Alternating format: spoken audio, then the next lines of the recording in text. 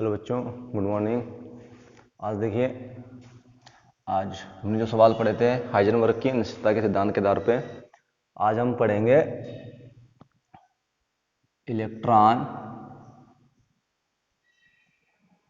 नाभिक में नहीं रह सकता है, क्यों? इलेक्ट्रॉन नाभिक में नहीं रह सकता है, क्यों? क्या कारण है? ठीक है ना।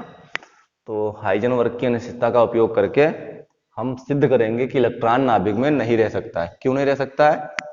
सबसे पहले लिखिए, थोड़ा इसमें कुछ मैं लिखाता हूं, देखो।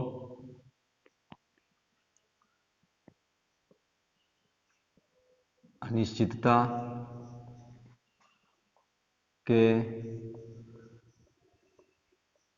सिद्धांत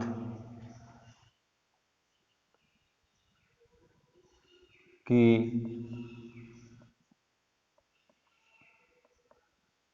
सहायता से हम स्पष्ट कर सकते हैं, हम स्पष्ट कर सकते हैं या सिद्ध कर सकते हैं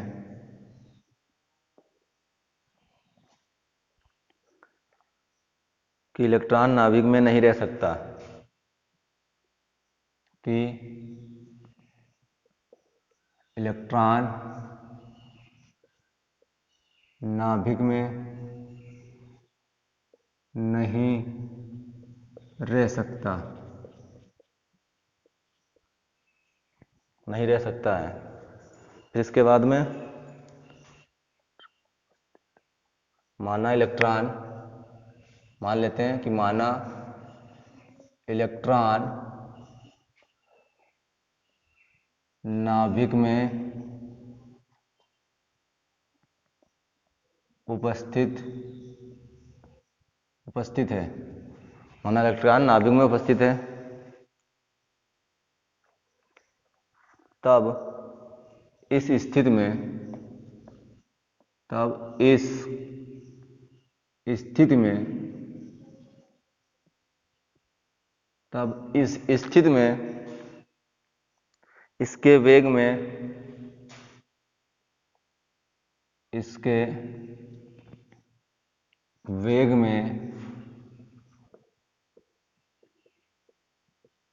अनिश्चितता, तब इस स्थिति में इसके वेग में अनिश्चितता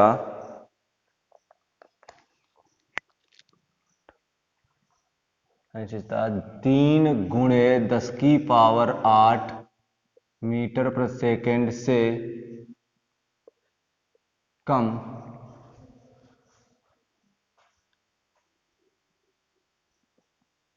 होनी चाहिए। जो इलेक्ट्रॉन का जो वेग है, अगर वो नाभिक के अंदर है तो इससे प्रकाश के वेग से कम होना चाहिए। ठीक है ना।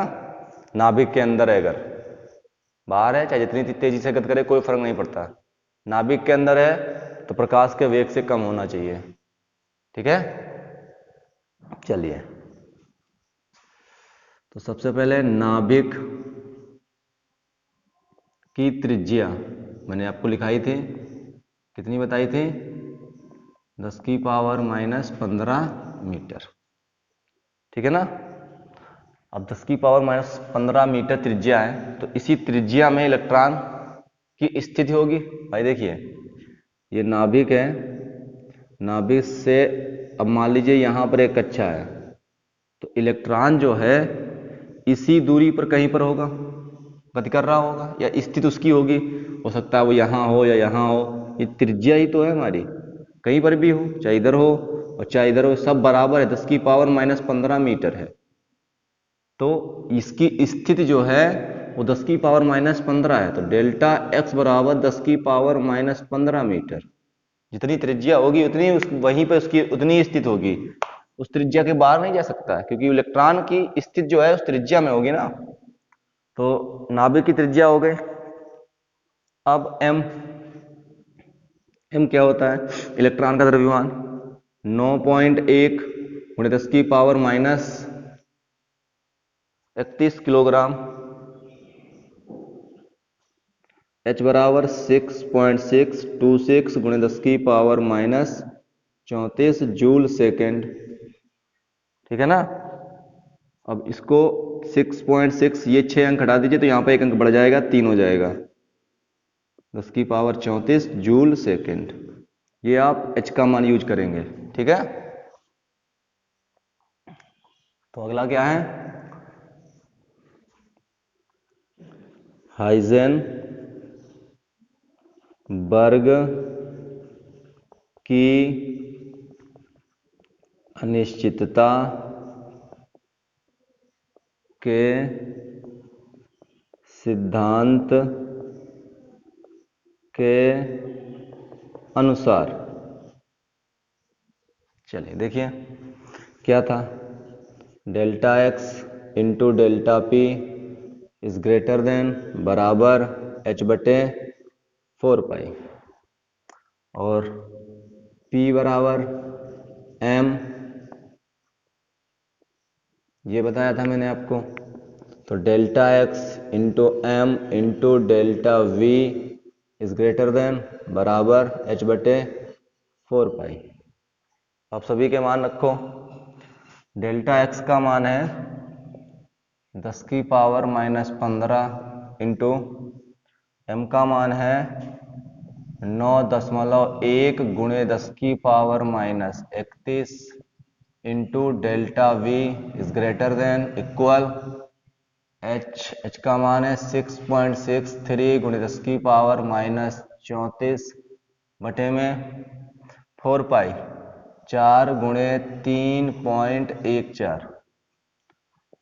डेल्टा वी निकालोगे इज ग्रेटर देन इक्वल 6.63 गुणे 10 की पावर माइनस 34। ये गुणे में इधर है, इधर बट्टे में चला जाएगा तो 4 गुणे 3.14 गुणे 10 की पावर माइनस 15 गुणे 9.1 गुणे 10 की power minus 31। Delta v is greater than equal 6.63 गुणे 10 की पावर माइनस 34 बटे में ये था आपका 12.56 गुणे 9.1 गुणे 15 और 31, 10 की पावर कितना बन जाएगा? माइनस का 46 की गुणा में घातें जुड़ती हैं। अब आगे डेल्टा वी ग्रेटर देन बराबर 6.63 गुणे 10 की पावर माइनस 34, ये घात उठा के ऊपर ले जाओगे प्लस की हो जाएगी बटे में 12.56 गुणे 9.1। Delta v is greater then 6.63 गुणे 10 की पावर, प्लस की संख्या बड़ी है घटा दो, प्लस का लगा गया 6 से 4 जाएगा 2 और 4 से 3 जाएगा 1, 12 बटे में 12.56 गुणे 9.1। ठीक है ना? क्लियर है?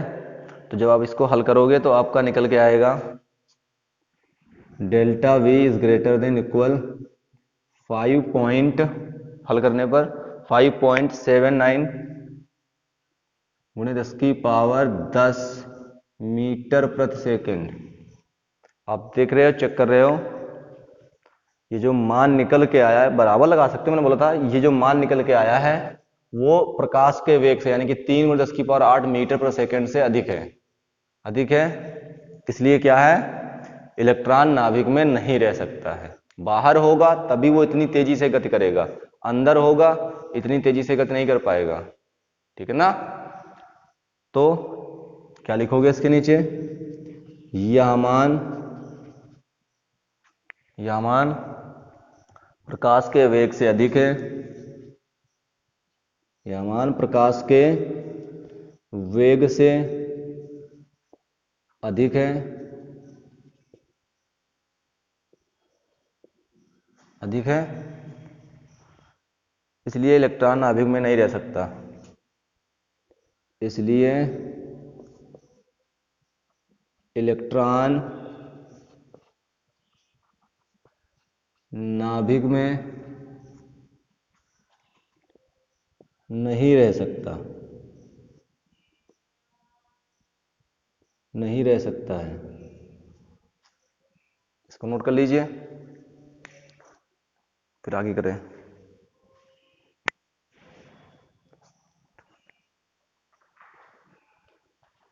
हो गया, चलिए आगे देखिए।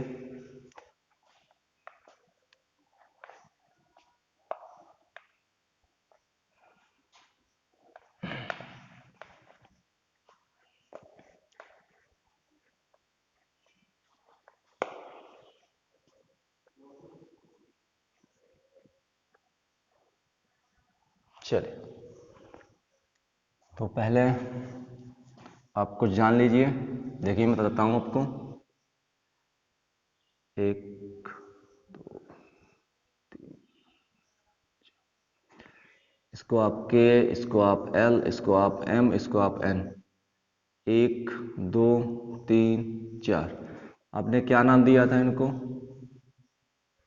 कोष, यानी कि सेल। इसका दूसरा नाम है कक्ष, ऑर्बिट। ठीक है, तो कोष या कक्ष हो गया। इन कोष या कक्षों में उपकोष होते हैं। ठीक है ना, इसको बोलते हैं सब सेल। उपकक्षक को हो गए तो सब ऑर्बिटल।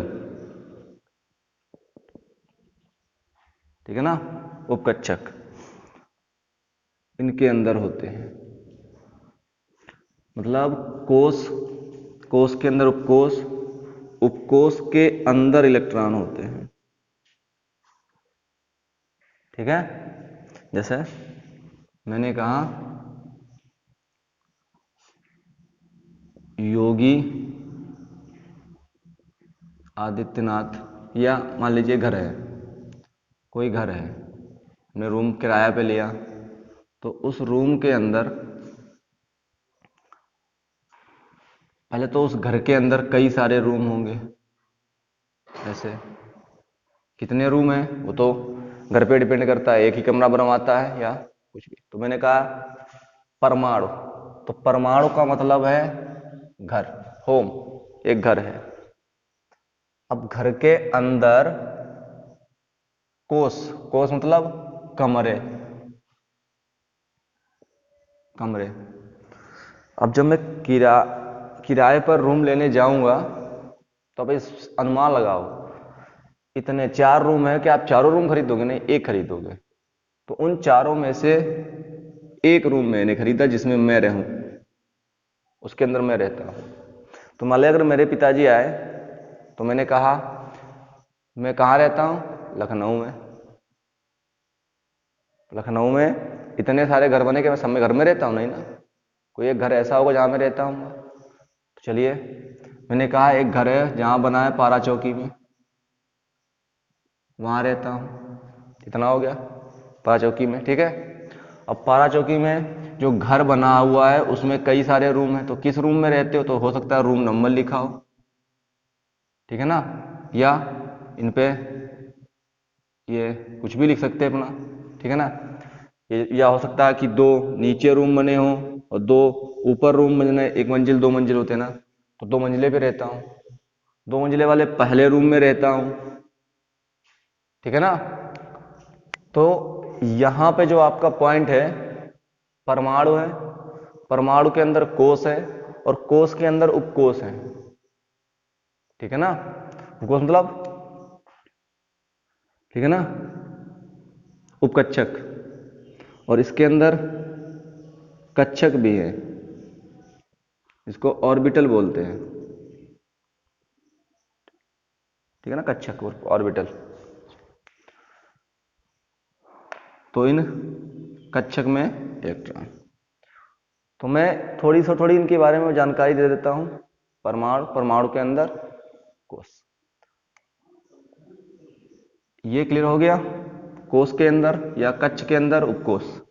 चलिए अब आप आगे समझिए, हेडिंग डालिए ऑर्बिटल या कक्षक, लिखिए कक्षक में लिखिए, ऑर्बिटल्स में लिखिए, ऑर्बिटल्स में लिखिए परमाणु नाभिक, परमाणु के नाभिक, परमाणु के नाभिक के चारों ओर का वह क्षेत्र जहां इलेक्ट्रॉन पाए जाने की संभावना, इलेक्ट्रॉन पाए जाने की संभावना अधिक होती है,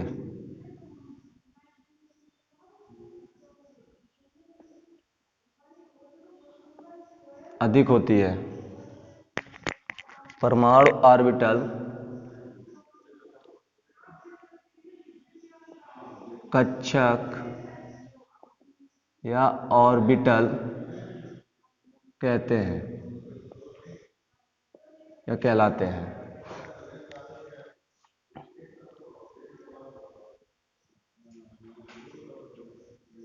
आकृति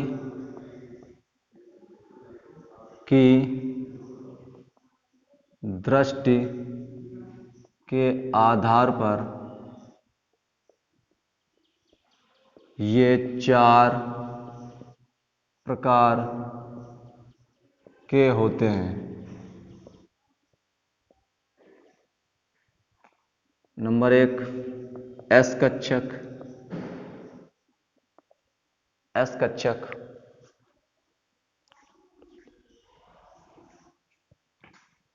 यह या इसकी आकृति, इसकी आकृति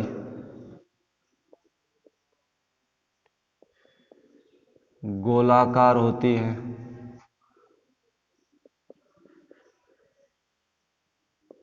इसकी आकृति गोलाकार होती है, ठीक है।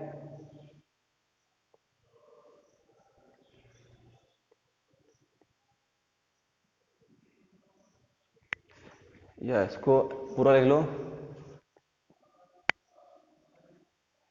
पूरा लिख लो, पूरा लिख देता हूं मैं। एस कक्षक की आकृति गोलाकार होती है, अभी बना के दिखाऊंगा, गोलाकार होती है।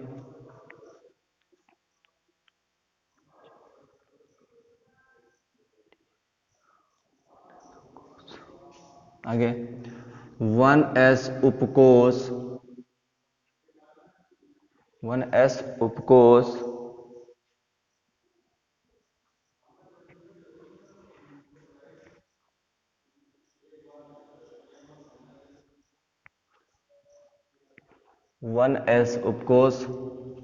एस कक्षक से बना है, एस कोष, कोष बोल सकते हो, से बना है, से बना है, जिसमें इलेक्ट्रॉन,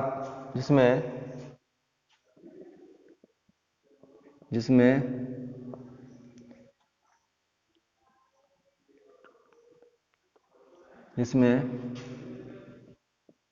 इलेक्ट्रॉनों की अधिकतम संख्या 2 है, 2 इलेक्ट्रॉन ले सकते हैं। एस कक्षक गोलाकार ऐसे, इसके अंदर 2 इलेक्ट्रॉन, ठीक है ना।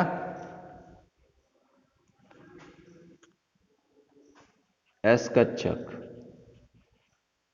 इसके अंदर उपकोष होंगे ऐसे, इसमें 2 इलेक्ट्रॉन होंगे, ठीक है ना।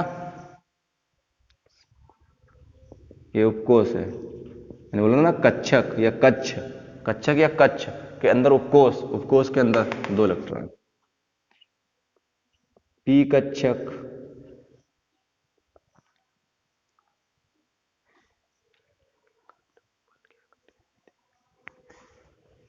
पी कक्षक की आकृति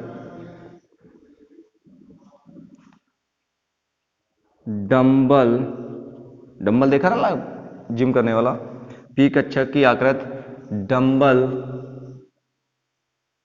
जैसी होती है, डंबल जैसी होती है।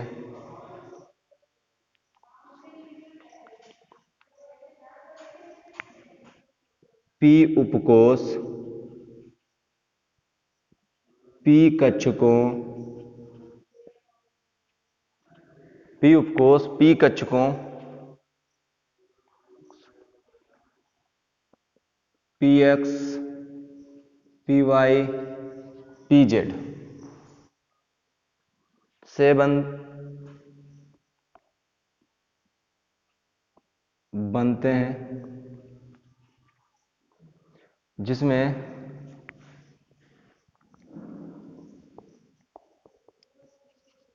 इलेक्ट्रॉनों की अधिकतम संख्या 6 होती है, ठीक है, 6, ऐसे ऐसे बनता है डंबल पी कक्षक। इसके अंदर उपकोष कितने होते हैं? 3, इनमें 6 इलेक्ट्रॉन होते हैं। ये पी उपकोष है,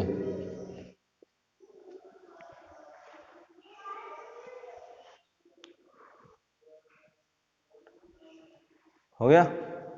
आगे लिखें, याद है इसको?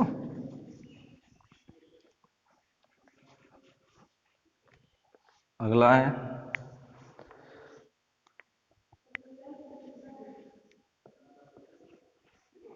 डी कक्षक।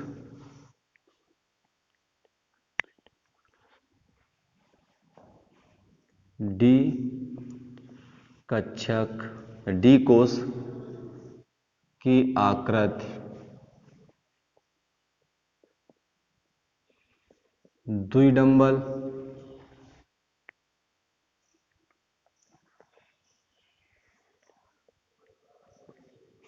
या डंबल 2 के आकार की होती है, आकार की होती है। 2 डंबल को एक दूसरे के ऊपर रख दो, ऐसे डंबल को एक दूसरे के ऊपर रख दो, अभी दिखाऊंगा मैं।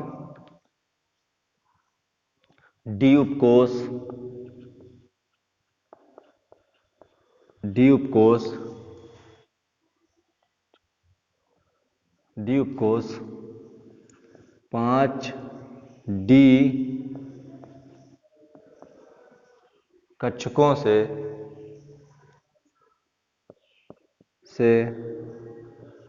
क्रमशः d x y, d y z, d z x, d x square, y square, d z square, 1 2 3 4 5, 5 कक्षक हो गए, से मिलकर बना है, से मिलकर बना है, से मिलकर बना है, जिसमें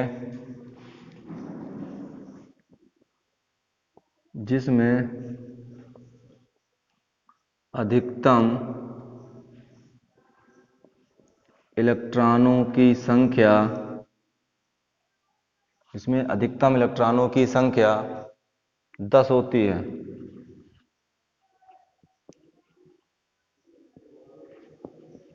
इसमें अधिकतम इलेक्ट्रॉनों की संख्या 10 होती है। ऐसे देखो,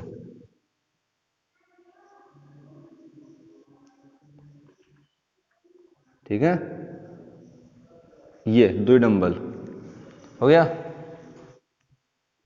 इसमें जो उपकक्षक होते हैं वो 5, 1 2 3 4 5। ये डी कक्षक है और ये डी उपकोष इसमें है। कितने? 5। इनमें इलेक्ट्रॉन इस प्रकार से भरे होते हैं 10, 2 2 4 2 6 2 8 10 हो गया। इस प्रकार से होते हैं। हो गया। हेडिंग डाल लो, एफ कक्षक, उसमें बोल देता हूं, लिख लेना। एफ कक्षक लिखो। एफ कक्षक की आकृति जटिल होती है। एफ कक्षक की आकृति जटिल होती है। एफ उपकोष 7 कक्षकों से क्रमशः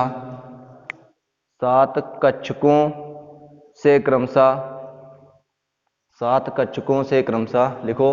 वो 7 कक्षक कौन कौन से है? क्रमशः लिखो।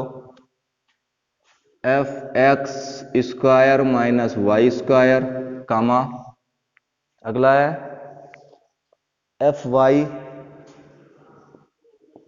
X square minus y square, comma f z x square minus y square, comma f x y z, comma f z cube, comma f y z square, comma f x z square.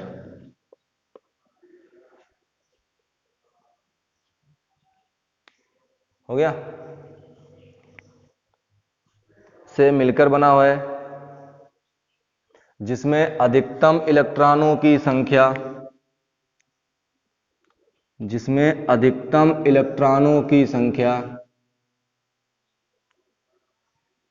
14 है।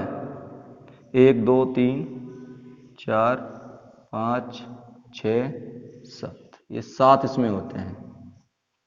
इसको बोलेंगे, पहले वाले को इसको बोलेंगे f x square minus y square. ऐसे दूसरे वाले को बोलेंगे f y x square minus y square. ऐसे तीसरे वाले को ये लिखेंगे, चौथे वाले को वो लिखेंगे। इनमें सब में 2 इलेक्ट्रॉन होते हैं। ठीक है, बना लेना, इसके नीचे ही बना लेना, और ये सभी नाम इस पे लिख लेना। ठीक है ना, नोट कर लीजिए इसको। धन्यवाद।